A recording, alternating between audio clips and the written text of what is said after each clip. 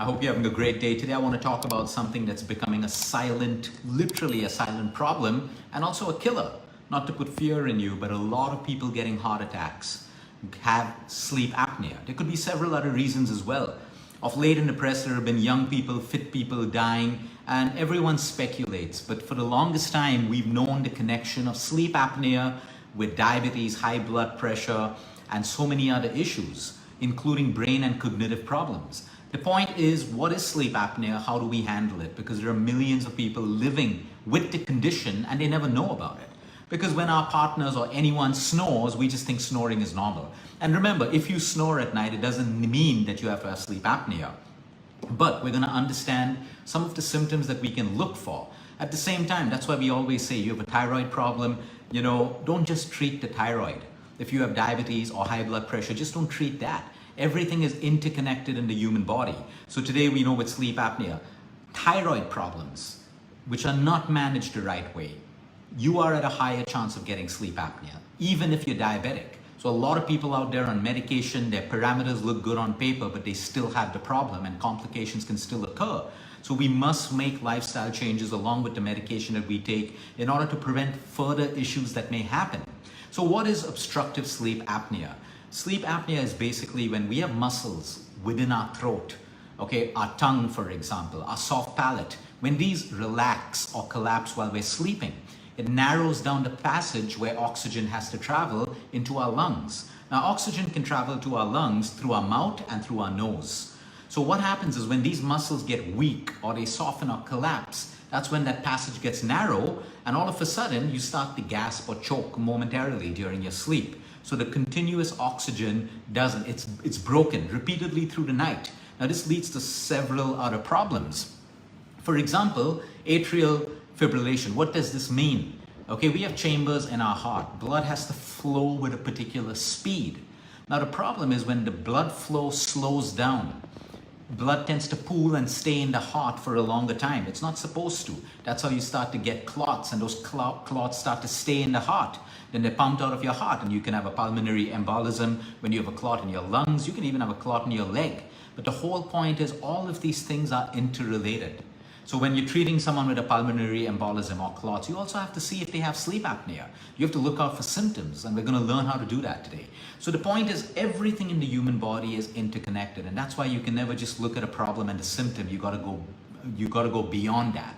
So we all understand. Right now, if I ask you to not breathe, you know what's going to happen. So at night, when you automatically stop, you're breathing, but you're not having a continuous oxygen supply to your lungs. So some of the symptoms are you tend to choke or gasp, or you suddenly wake up and you gasp for breath, snoring that can get louder and louder. Remember, everyone snoring does not have to have sleep apnea, but if it continues and it's long and patients have symptoms of putting on a lot of belly fat, or they have other symptoms like you're drowsy throughout the day, even though you slept at night, you're getting kind of forgetful, it's called daytime sleepiness. You can just fall asleep in your chair.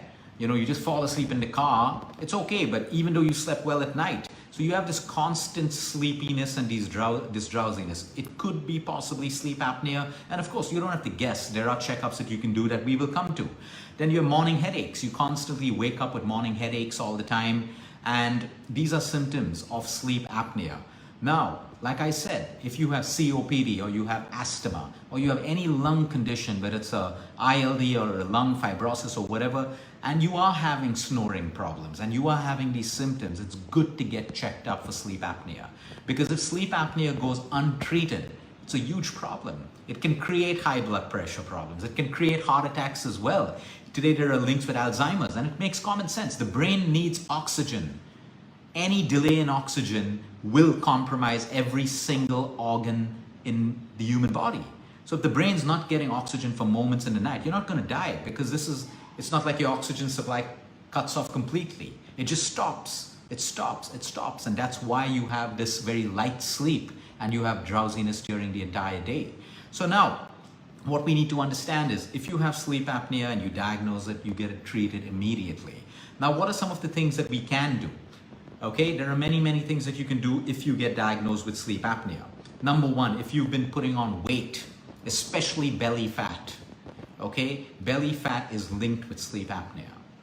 So you need to understand that you can lose weight, you can burn belly fat if you have sleep apnea to make it better. Sometimes your doctor will give you a CPAP machine or a BiPAP machine. What is that? Continuous positive air pressure.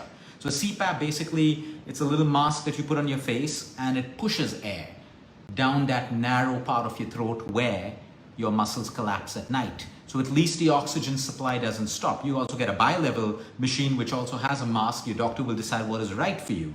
But if you have sleep apnea, there are a lot of patients who come to us and they don't use the machine even though they have sleep apnea problems. And let me tell you, you're putting yourself at risk for more problems. I know it's uncomfortable to sleep with a mask on, but you need to understand while you're making your lifestyle changes and trying to get better, you need to use the machine in order to prevent other problems that you can develop.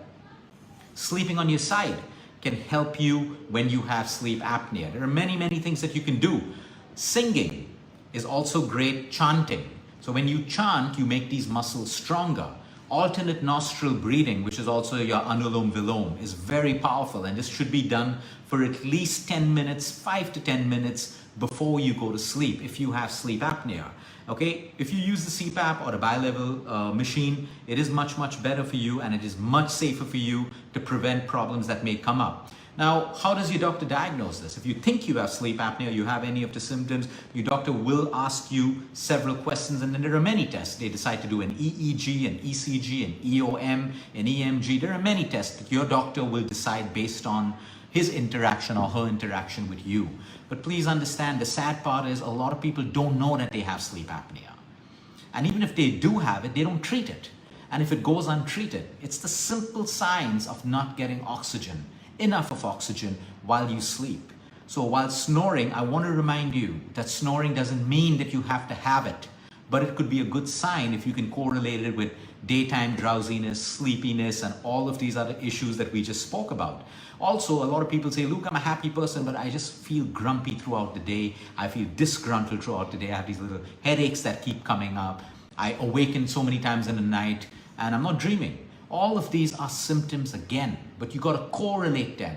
You have to correlate them and figure this out. So please understand, you can be a fit person and you can have sleep apnea as well. Now, there are also tongue exercises and mouth exercises that you can do, because if you remember when we started the video, this is created by a collapse in your airway muscles. Now, any muscle, if you strengthen it, it gets stronger. So I'll give you two simple exercises that you can do right now. There are many of them, but one simple exercise, of course, we spoke about the anulom vilom, that's very, very powerful for you. One simple exercise is where you try to push your tongue out as much as you can. So if I tell you to try to touch the tip of your tongue to your chin, you're going to extend your tongue right out of your mouth, like it looks something like this. You're going to try to, stretch your tongue out. There's also a yoga move. I don't know what that is, but it is also a move in yoga which you can do. But the point is, keep it simple.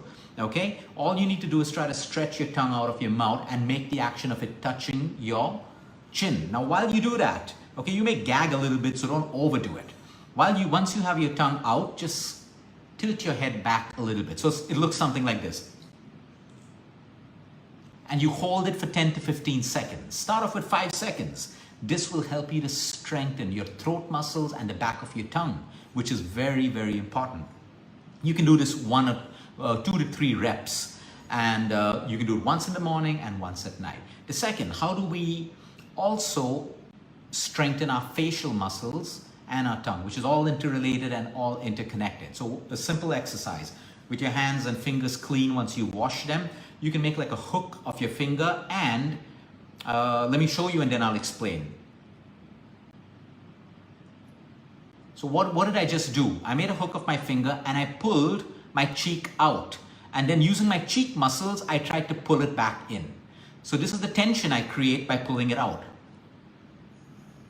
And then I try to use my cheek muscles to pull against the resistance back in. You do a couple of times, your jaw's actually going to hurt, but it is strengthening your muscles. So these are simple things, 2 simple exercises that you can do if you have sleep apnea. Okay, you can even do it otherwise, because it's always good to train every single muscle, right? So the point is, there's no need to get alarmed, but if you have sleep apnea, understand it is treatable with lifestyle, and of course your doctor, if he puts you on a BiPAP or a CPAP machine, please do it. It doesn't mean it's for life, it doesn't mean it's permanent. Some patients have to use it for a longer time, because they have everything. They have high blood pressure, plus they have belly fat, plus they have weak lungs, plus they have diabetes. But you're not that everyone. And the point is, while we make lifestyle changes, the human body can get better. So please understand this. If you have a big paunch, it doesn't mean that you have to have sleep apnea. But if you have sleep apnea, you should know that if you reduce that paunch and that belly fat, your sleep apnea will get better.